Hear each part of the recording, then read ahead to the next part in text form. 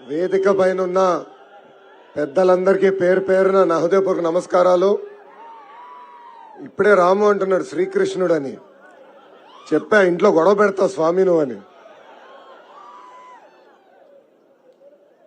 నేను ఎప్పుడు ఊహించిన విధంగా నాకు ఇంత ఘన స్వాగతం పలికిన తెలుగుదేశం జనసేన పార్టీ కార్యకర్తలందరికీ పేరు పేరున నా హృదయపూర్వక నమస్కారాలు.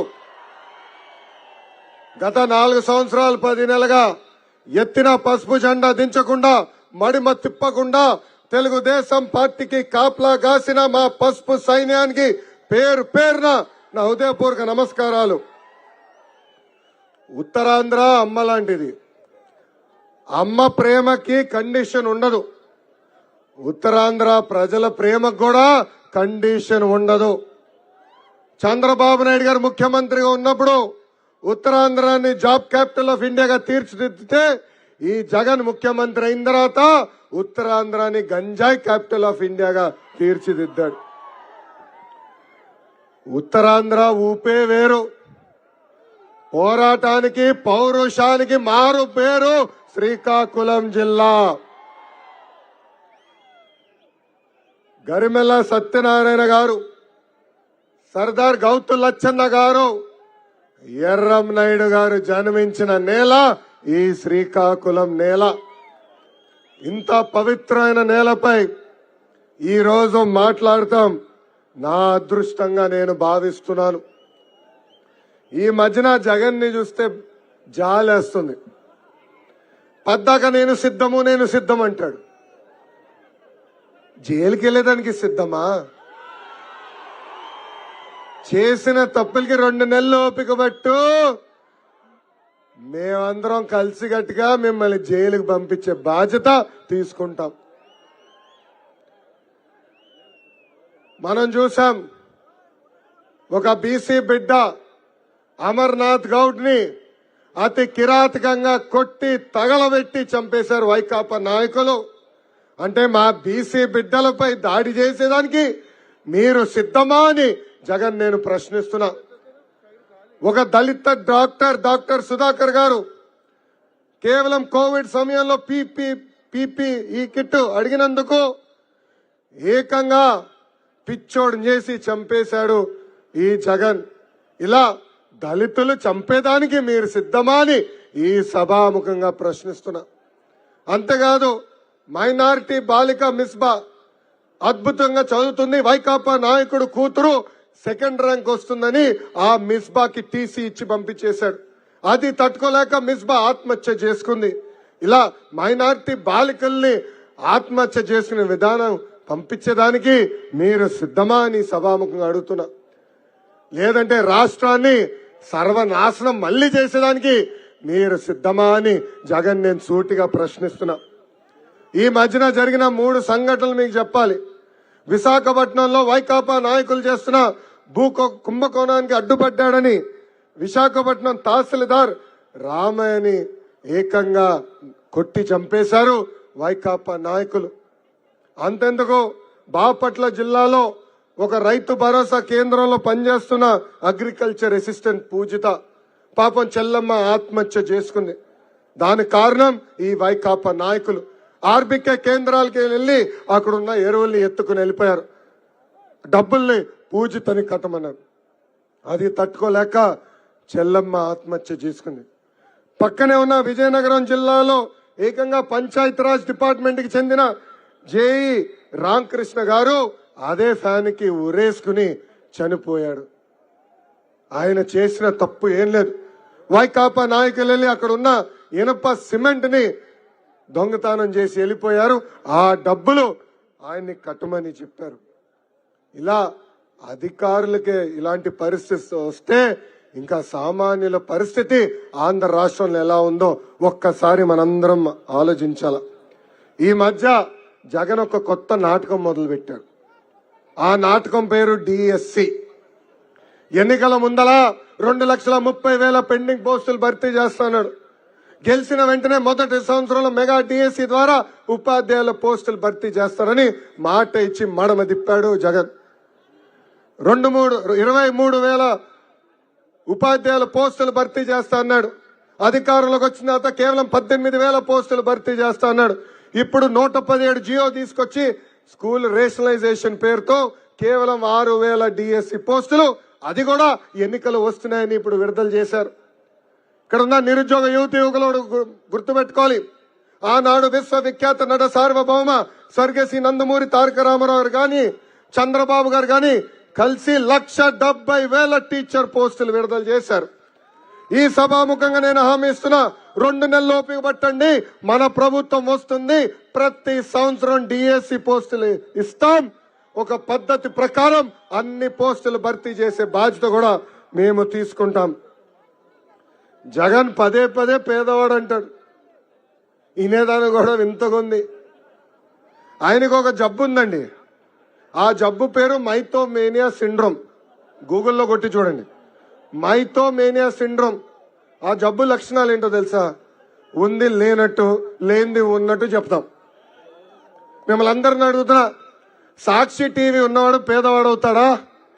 సాక్షి పేపర్ ఉన్నవాడు పేదవాడు అవుతాడా? భారతీయ సిమెంట్ కంపెనీ ఉన్నవాడు పేదవాడు అవుతాడా? సాండూర్ పవర్ ప్లాంట్ ఉన్నవాడు పేదవాడు అవుతాడా? 1,00,000 రూపాయలు విలువైన చెప్పులు వేసుకుని తిరిగేవాడు పేదవాడు అవుతాడా? 1,000 రూపాయల వాటర్ బాటిల్ నుంచి 1,000 రూపాయలు ఖరీదైన వాటర్ బాటిల్ నుంచి నీళ్లు తాగేవాడు పేదవాడు అవుతాడా అని ప్రజలందరినీ ఆలోచించమంటున్నా. ఏం మీడియా మిత్రుల మధ్య సాక్షివాడు ఉన్నాడా? భయపడ్డా? బాధుడే బాధుడు పాపం. ఈరోజు షర్మిల గారిని చూస్తే కూడా బాధేస్తుంది. 2019 ముందల అన్న విడిసిన బాణం అన్నారు. ఇప్పుడు ఏకంగా చెల్లిని తల్లిని మెడబట్టి బయటికి గెంటేశాడు ఈ జగన్.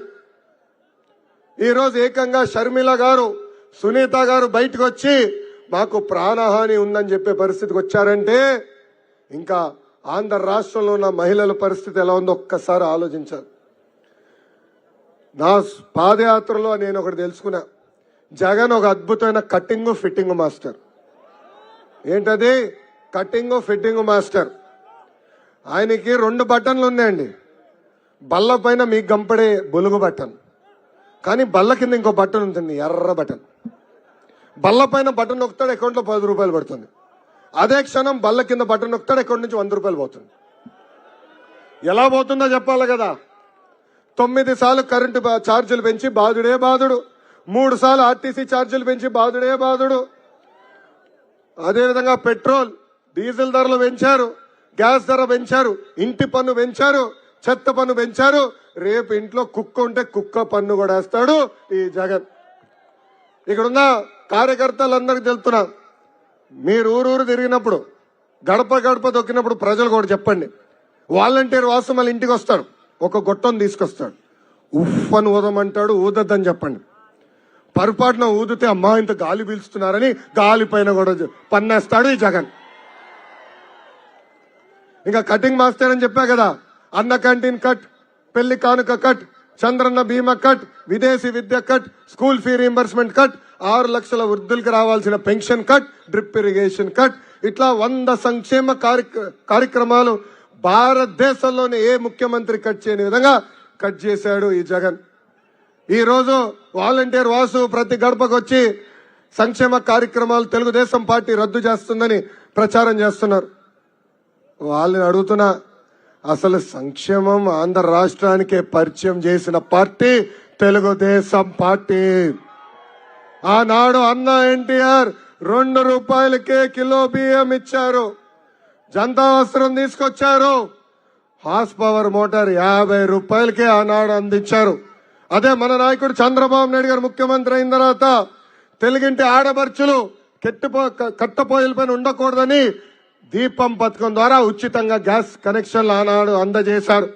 డ్వాక్రా సంఘాలు ఏర్పాటు చేశారు. నిన్నగాక మొన్న చంద్రన్న బీమా తీసుకొచ్చారు, అన్న క్యాంటీన్ తీసుకొచ్చారు. ఈ సభాముఖంగా ప్రజలందరూ చెప్తున్నా, తెలుగుదేశం పార్టీ అధికారంలోకి వచ్చిన వెంటనే ఈ జగన్ మూసేసిన సంక్షేమ కార్యక్రమాలన్నీ మళ్ళీ మేము అమలు చేస్తాం. 3132 కిలోమీటర్లు పాదయాత్ర చేశా. ప్రజలు ఎదుర్కొంటున్న సమస్యలు నేరుగా తెలుసుకున్నా. దాని తర్వాత పవన్ అన్నతో మాట్లాడి, ఇంకొక పక్కన చంద్రబాబు గారితో మాట్లాడి, ఎవరు ఊహించిన విధంగా బాబు సూపర్ 6 కార్యక్రమం మనం ప్రకటిస్తాం జరిగింది. దాంట్లో ప్రధానంగా నిరుద్యోగ యువకులకి 5 సంవత్సరాల్లో 20 లక్షల ఉద్యోగాలు కల్పించే బాధ్యత మనం తీసుకుంటున్నాం. ఉద్యోగం వచ్చే వరకు ప్రతి నెల నిరుద్యోగ యువకులకి 3,000 రూపాయలు నిరుద్యోగ భృతి మనం అందజేస్తాం. స్కూల్కి వెళ్లే ప్రతి విద్యార్థి తల్లిదండ్రులకి 15,000 రూపాయలు ప్రతి సంవత్సరం వేసే బాధ్యత మనం తీసుకోబోతున్నాం. అంటే ఒకరుంటే 15,000, ఇద్దరుంటే 30,000, ముగ్గురుంటే ఎంత 45,000 రూపాయలు మన ప్రభుత్వం ఇవ్వబోతుంది. ఇంకా ప్రతి రైతుకి అండగా నిలబడడానికి 20,000 రూపాయలు కూడా మనం అందిస్తాం. ఇంకా ప్రతి ఇంటికి ప్రతి ఏడా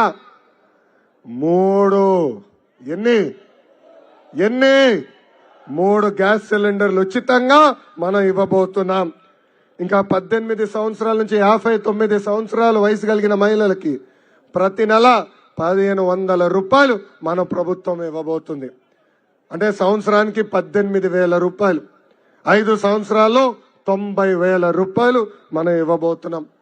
ఇంకా మహిళలు ఆర్టీసీ బస్సులు కూడా ఉచితంగా ప్రయాణించే హక్కు మన ప్రభుత్వం కల్పించబోతుందని ఈ సభాముఖంగా హామీ ఇస్తున్నాం. మన ఉత్తరాంధ్రకి పట్టిన శని జగన్ 3 రాజధానుల పేరుతో 3 ముక్కలాట ఆడుతున్నారు. ఇక్కడ ఉన్న యువకులను అడుగుతున్నా, ఉత్తరాంధ్రకి ఒక్క పరిశ్రమను తీసుకొచ్చారా? ఒక్కరికైనా ఉద్యోగం కల్పించాడా? లేదు. కానీ అదే ప్రజాధనాన్ని వృధా చేసి 500 కోట్ల రూపాయలు ఖర్చు పెట్టి విశాఖపట్నం ప్యాలెస్ కట్టాడు ఈ జగన్. ఇంతేకాదు విశాఖ రైల్వే జోన్ కి కావాల్సిన నిధులు ఈ ప్రభుత్వం కేటాయించలేదు. ఎన్నికల ముందల మూతపడిన షుగర్ ఫ్యాక్టరీలన్నీ తెరుస్తానని చెప్పాడు. ప్రజలందరిని అడుగుతున్నా, కనీసం ఒక్క షుగర్ ఫ్యాక్టరీ అన్నా ఈ జగన్ తెరిచాడా? లేదు. ఇంకో పక్కన విశాఖ ఉక్కు అంటే ఆంధ్రుల హక్కు. ఆనాడు పెద్దవాళ్ళు పోరాడి విశాఖపట్నానికి ఉక్కు ఫ్యాక్టరీ తీసుకొచ్చారు. ఈరోజు విశాఖపట్నం అంత అభివృద్ధి చెందిందంటే దానికి కారణం ఒక ఉక్కు ఫ్యాక్టరీ. ఈ జగన్ అధికారంలోకి వచ్చిన తర్వాత ప్రైవేట్ సంస్థలతో లాలుచిపడి ఏకంగా ఉక్కు ఫ్యాక్టరీని ప్రైవేటైజ్ చేసేందుకు ప్రయత్నిస్తున్నాడు.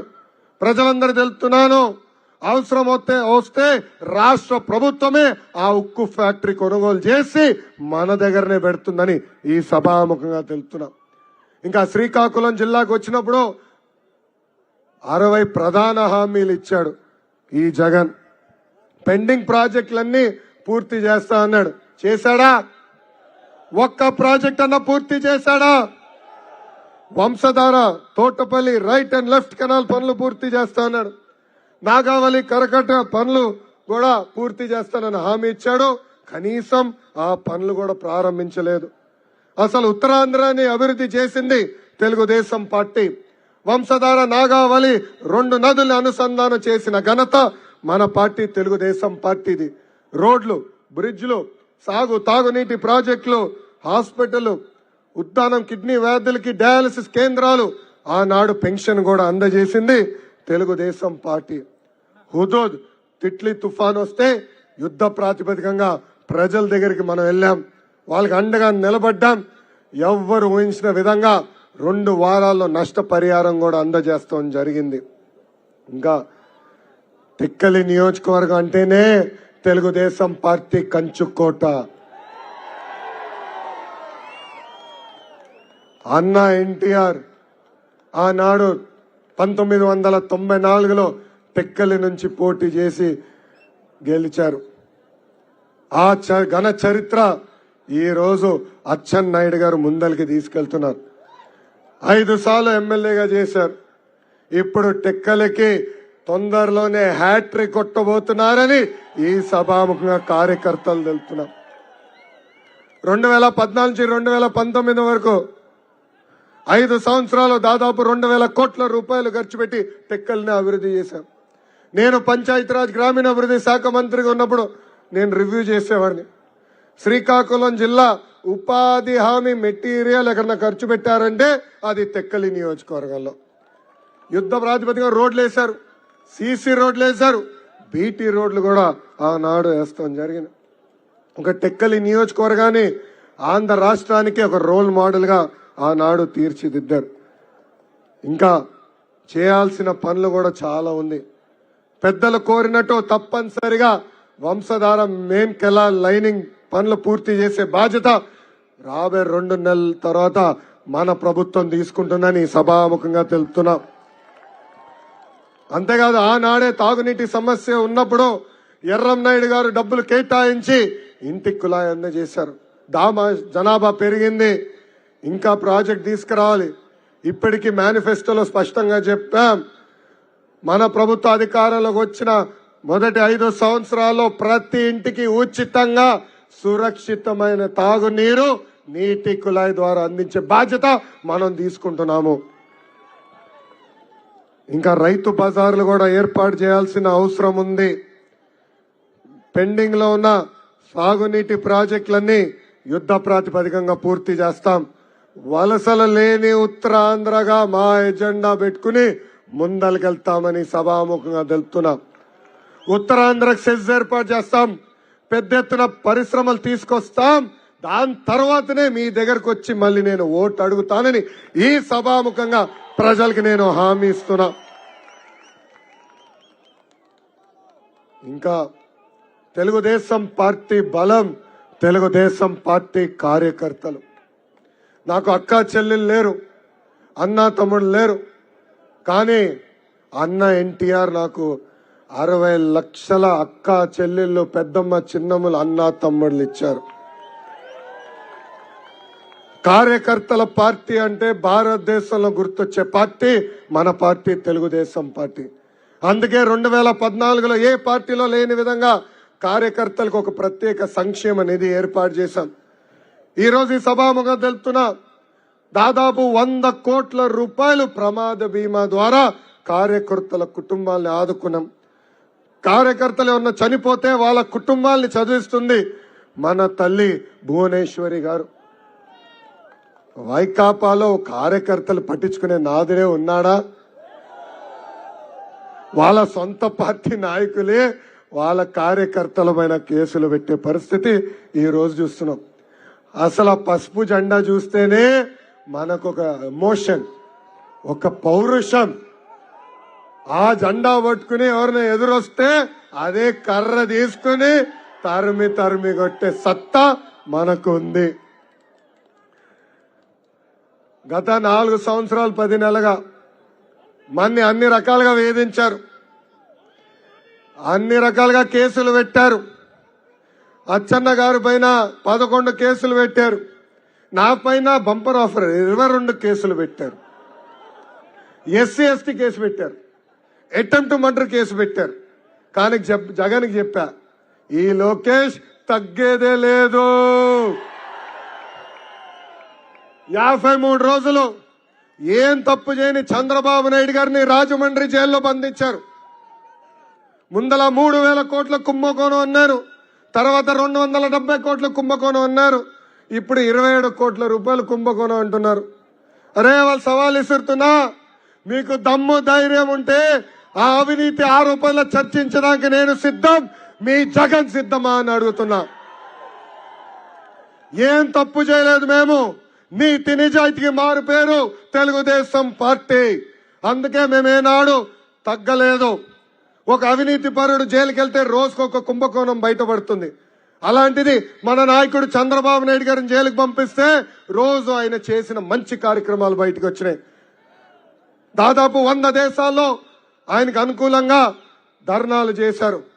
కేవలం మన రాష్ట్రంలోనే కాదు, పక్క రాష్ట్రాల్లో కూడా చంద్రబాబు నాయుడు గారికి అండగా ఉండేదానికి సంఘీభావన ప్రజలు కూడా తెలిపారు. అది మనకున్న చిత్తశుద్ధి. ఇక్కడున్న కార్యకర్తలు నేను బంపర్ ఆఫర్ ఇస్తున్నా.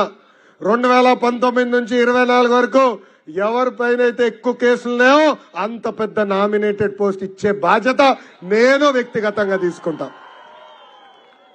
నాకు ఒక విషయంలో బాధేస్తుంది, నాకన్నా స్పీడ్ గా కేసులు ఎవరు పెట్టించుకుంటున్నారు తెలుసా? ఎవరు తెలుసా? జేసీ ప్రభాకర్ రెడ్డి గారు. జేసీ ప్రభాకర్ రెడ్డి గారు తాడిపత్రి మాజీ ఎమ్మెల్యే గారు, ఇప్పుడు మున్సిపల్ చైర్పర్సన్. ఆయన పైన ఎన్ని కేసులు ఉన్నాయో తెలుసా? ఎన్ని కేసులు ఉన్నాయో తెలుసా? సెంచరీ 100 కేసులు. ఆయన కలిసినప్పుడు అడిగా, ఏంటన్నా ఎలా ఉంది పరిస్థితి అంటే అన్నాడు, మీ మామగారు డైలాగ్ గుర్తొస్తుందిరా అన్నాడు. ఏంటన్నా అదన్నా? భయం, అసలు మనం బయటలోనే లేదు. నేను అక్కడ తెల్ల కాగితమైన సంతకం పెట్టి ఇచ్చాను, ఎన్ని కేసులు పెడతారో పెట్టుకోపోండి. ఆల్రెడీ ఒకసారి జైలుకి వెళ్ళొచ్చా, ఇంకోసారి వెళ్ళొచ్చేదాన్ని కూడా నాకు భయం లేదని చెప్పారు. అది మనకు రావాల్సిన ఓ స్పిరిట్. పోరాడదామా? ఇక్కడ ఉన్న పోలీస్ సోదరులు కూడా నేను విజ్ఞప్తి చేస్తున్నా, మీ పొట్ట కూడా కొట్టాడు ఈ జగన్. జియో 79 తీసుకొచ్చి మీ అలవెన్స్ కూడా కట్ చేశాడు. 2 నెలలు ఓపిక పట్టాడు, మన ప్రభుత్వం వస్తుంది. ఆ జియోని మొదటి 100 రోజుల్లో రద్దు చేసే బాధ్యత మేము తీసుకుంటాం. మీకు రావాల్సిన అడిషనల్ సరెండర్ లీవులు, ట్రావెల్ అలవెన్స్, ఇంకా యాంటీ నక్సల్ అలవెన్స్ కూడా తిరిగి మీకు అందించే బాధ్యత మేము తీసుకుంటామని ఈ సభాముఖంగా హామీ ఇస్తున్నా. ఉపాధ్యాయులు కూడా వచ్చారు. పాప ఉపాధ్యాయుల్ని కూడా ఇబ్బంది పెడుతుంది ప్రభుత్వం. సకాలంగా జీతాలు చెల్లించరు, రిటైర్ అయిన ఉద్యోగస్తులకి డబ్బులు ఇవ్వరు. వాళ్ళకి రావాల్సిన టీఏ, డిఏ అలవెన్స్లు కూడా బకాయిలు పెట్టింది ఈ ప్రభుత్వం. అన్నా 2 నెలలు ఓపిక పట్టండి, మన ప్రభుత్వం వస్తుంది, అన్ని బకాయిలు కూడా తీర్చే బాధ్యత మేము తీసుకుంటాం. కానీ ఇక్కడ మాట చెప్పదలుచుకున్నా, ఏ అధికారులైతే చట్టాన్ని ఉల్లంఘించి మన ఇబ్బంది పెట్టారో, ఏ వైకాపా నాయకులైతే చట్టాన్ని వాళ్ళు చుట్టంగా మార్చుకుని మన ఇబ్బంది పెట్టారో వాళ్ళందరి పేర్లు ఈ ఎర్ర బుక్ లో ఉంది. వడ్డీతో సహా ప్రతిదీ చెల్లించే బాధ్యత నేను తీసుకుంటున్నాను. మన అధికారంలోకి వచ్చిన వెంటనే జ్యుడిషియల్ ఎంక్వైరీ చేస్తాం. అధికారులు ఎవరైతే చట్టాన్ని ఉల్లంఘించారో వాళ్ళని సర్వీస్ నుంచి డిస్మిస్ చేసి జైలుకు కూడా పంపించే బాధ్యత నేను తీసుకుంటానని ఈ సభాముఖంగా హామీ ఇస్తున్నా. ఈ మధ్యన ఎర్ర బుక్ చూస్తుంటే అందరు కంగారు పడుతున్నారు. కొంతమంది అధికారులు కోర్టుకు వెళ్ళారండి, నా పైన నాన్ బెయిలబుల్ వారెంట్ ఇష్యూ చేయాలంట. అధికారులు నేను బెదిరిస్తున్నానంట. అవును, ఎవరైతే చట్టాన్ని ఉల్లంఘించారో వాళ్ళు నేను వదిలిపెట్టనన్నా. అంటే మీరు చట్టాలని ఉల్లంఘించినట్టు ఒప్పుకుంటున్నట. ఎందుకు భయపడుతున్నారు? తప్పు చేయకపోతే నేను వదిలిపెట్టాను, వడ్డీతో సహా చెల్లిస్తా. చక్కెర వడ్డీ అంటావా? చక్కెర వడ్డా? అది అచ్చన్నకు వదిలేద్దాలే. వడ్డీ నాది, చక్కెర వడ్డీ అయింది. డన్నా? సిద్ధమా? గత 4 సంవత్సరాలు 10 నెలలుగా అనేక కార్యక్రమాలు ఇచ్చాం మీకు. మొదటిది బాధుడే బాధుడు, దాని తర్వాత ఇదేమి కర్మ మన రాష్ట్రానికి. 3వది బాబు షూరిటీ భవిష్యత్ గ్యారంటీ కార్యక్రమం ఇచ్చాం. ఈ 3 కార్యక్రమాలు మీరు జయప్రదం చేశారు. ఇప్పుడు బాబు సూపర్ 6 కార్యక్రమాన్ని మనం శ్రీకారం చుట్టాలి. ఇక్కడున్న క్లస్టర్, యూనిట్, బూత్, గ్రామ పార్టీ, మండల్ పార్టీ అధ్యక్షులు కోరేది ఒకటే, మీ అందరికి ఒక కిట్ ఇస్తున్నాం. ఈ కిట్ లో ఒక క్యాలెండర్ ఉంది.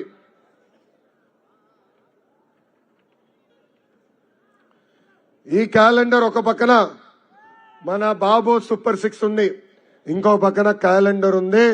ఇది ప్రతి ఇంటికి చేర్చాల్సిన బాధ్యత మీ అందరి పైన ఉంది. చేర్చుతారా? పిడికలు బిగించి చేతుల పైకి ఎత్తండి చేర్చుతున్న వాళ్ళు. ఇట్లా 25 మీకు ఒక కిట్ చేసి పంపిస్తాం. 25 ప్రతి బ్యాగ్ లో ఇట్లా 10 ఉంటాయి. అంటే 250 క్యాలెండర్లు మీకు ఇస్తాం. ఇంకో పక్కన ఒక చిన్న కార్డు కూడా ఇస్తాం. అంటే మన ఇచ్చే హామీలు గడప గడపకే కాకుండా టీ షాప్ దగ్గర కూడా వెళ్ళి చెప్పాల్సిన బాధ్యత మీ పైన ఉంది. అది గుర్తు చేసడానికి ఇది కూడా మీకు ఇస్తున్నాం. ఇంతేకాకుండా ఇంకా మన సైకిల్ సింబల్ నాలాగా మీరు కూడా గుండె పైన పెట్టుకుని ప్రతి గడపకి తీసుకెళ్ళాలి. టోపీ ఎట్టుకో ఇస్తాంలే. సో ఈ కిట్టు మీకు ఇస్తున్నాం. ఈ కిట్టు ప్రతి గడపకి తీసుకెళ్లాలని ఇక్కడున్న క్లస్టర్, యూనిట్, బూత్, గ్రామ, మండల పార్టీ నాయకులు నేను కోరుతున్నా. ఇది ఎన్నికల ముందల మనకున్న పవిత్రమైన బాధ్యత. మన అధికారంలోకి వచ్చిన తర్వాత ఏం చేయబోతున్నాం చాలా స్పష్టంగా చెప్తున్నాం. చాలా స్పష్టంగా 6 హామీలు ఇస్తున్నాం. ఇది బలంగా ప్రజల్లోకి తీసుకెళ్లాలని మిమ్మల్ని అందరూ నేను కోరుతున్నాను. ఇంకా ఏంటనా అయ్యా, ఒక్క నిమిషం. మంత్రివర్గంలో ఎవరిని తీసుకోవాలని నిర్ణయించేది బాబు గారు. ఎవరికి ఏ పదవి ఇస్తే గట్టిగా వైకాపాకి రాడేస్తారనేది నిర్ణయించేది చంద్రబాబు గారు. చంద్రబాబు నాయుడు గారు కూడా ఈ ప్రభుత్వం చేతుల్లో బాధితుడే. 53 రోజులు జ్యుడిషియల్ రిమాండ్కి పంపించింది ఈ ప్రభుత్వం. ఆనాడు చంద్రబాబు నాయుడు గారిని అరెస్ట్ చేశారని తెలుసుకున్న వెంటనే పవన్ అన్న స్పెషల్ ప్రత్యేక విమానంలో అమరావతి వచ్చేదానికి ప్రయత్నించారు. కానీ పవన్ అన్న law and order problem create చేస్తారని ఈ అధికారులు ఆయన పాపం పర్మిషన్ క్యాన్సిల్ చేశారు. దాని తర్వాత రోడ్ మార్గంలో వచ్చేదానికి ప్రయత్నిస్తే ఏకంగా బార్డర్లోనే ఆపి దాదాపు 3 గంటల సేపు రోడ్డు పైన పడుకునే విధం చేసింది ఈ ప్రభుత్వం. ఆనాడే ఆయన నిర్ణయం తీసుకున్నారు, లేదు ఇంకా కలిసికట్టుగా పోరాడాలి, ఈ సైకో జగన్ ని వదలబెట్టకూడదని. అందుకే ఆయన ఒక మాట చెప్తున్నారు, hello AP, hello AP, hello AP. ఆ నినాదానికి మనందరం కట్టుబడి ఉండాలి. ఈ వైకాపా నాయకులు పెళ్లిళ్ళు చేయరండి, చేయలేరు. ఉన్న పెళ్లిళ్ళు చెడగొడతారు. ఇద్దరు భార్య భర్తలు హాయిగా ఉంటే వాళ్ళ మధ్య చిచ్చు పెట్టడానికి ప్రయత్నిస్తారు. అది వాళ్ళకున్న లక్షణాలు. అందుకే ఇప్పుడు కావాలని తెలుగుదేశం పార్టీ కార్యకర్తలు ముసుగులో కానివ్వండి, లేదంటే జన సైనికులు ముసుగులో కానీ వచ్చి ఏకంగా సోషల్ మీడియాలో పోస్టులు పెడుతున్నారు. కావాలని విద్వేషాలు రెచ్చగొట్టే విధంగా చేస్తున్నారు. మనందరం అప్రమత్తంగా ఉండాలా. మన లక్ష్యం ఒకటే, జగన్ లేని ఆంధ్ర రాష్ట్రం. బాబు గారు ఇప్పటికే చాలా స్పష్టంగా చెప్పారు ఒక నినాదం. ఏంటది? ఏంటది? సైకో పోవాలి, సైకో పోవాలి. ఈ నినాదాన్ని కూడా మనందరం కట్టుబడి ఉండాలని ఈ సభాముఖంగా కోరుకుంటూ, నాకు ఇంత అద్భుతమైన అవకాశం ఇచ్చిన తెలుగుదేశం పార్టీ కార్యకర్తలందరికీ పేరు పేరున నా హృదయపూర్వక ధన్యవాదాలు తెలుపుకుంటూ, చివరిగా ఒక విషయం, అన్న ఎన్టీఆర్ రే మా ముద్దల మావయ్య జోలికి ఎందుకు బాను ఏంబా, ఒకవైపు చూడు, రెండో వైపు చూడాలనుకోదు. ఇంకోటి ఏంటబ్బా, ఫ్లూటు జింక ముందల ఊదు, సింహం ముందల కాదు. అగ్రీడా? అన్న ఎన్టీఆర్ మన దేవుడు, చంద్రబాబు గారు మన రాముడు. కానీ వైకాపా నాయకులకి ఈ లోకేష్ మూర్ఖుడు. నేను బాబు గారికి ఇప్పటికీ చాలా స్పష్టంగా చెప్పా, రేపు అధికారులకు వచ్చిన తర్వాత నాకు పదవులు అవసరం లేదు, కానీ నేను ఈ పుస్తకంలో రాసిన పేర్లు మటుకు సెటిల్ చేసుకోవాల్సిన బాధ్యత ఉందని ఆయనకి నేను చెప్తాను జరిగింది. మొన్న ఆయన అడిగారు యువగలం ముగింపు సభలో, ఎర్ర బుక్ నాకు ఇస్తావా అని. నేను ఇవ్వను గురుగారు, నా దగ్గరనే పెట్టుకుంటా, పేర్లు మటుకు మీకు ఇస్తానని మన అధ్యక్షుల వారు కూడా తెలియజేస్తాం జరిగింది. సో కార్యకర్తలు ఎవరు భయపడాల్సిన పని లేదు, ఎవరు అధైర్యపడాల్సిన అవసరం లేదు. 2 నెలలు కష్టపడదాం, మళ్ళీ వచ్చేది జనసేన తెలుగుదేశం ప్రభుత్వం అని ఈ సభాముఖంగా మీ అందరు తెలుపుకుంటూ మీ అందరి దగ్గర నుంచి నేను సెలవు తీసుకుంటున్నాను. చంద్రబాబు నాయుడు గారి నాయకత్వం, చంద్రబాబు నాయుడు గారి నాయకత్వం, పవన్ అన్న నాయకత్వం, పవన్ అన్న నాయకత్వం. జోహార్ అన్న ఎన్టీఆర్, జోహార్ అన్న ఎన్టీఆర్. జై హింద్, జై హింద్. ఇప్పుడు అందరూ 2 నిమిషాలు ఆగాలి. ఇప్పుడు మనందరం ఒక ప్రతిజ్ఞ చేయాల్సిన అవసరం ఉంది. అది అచ్చెన్నాయుడు గారు చేయవలసిందిగా కోరుతున్నాం.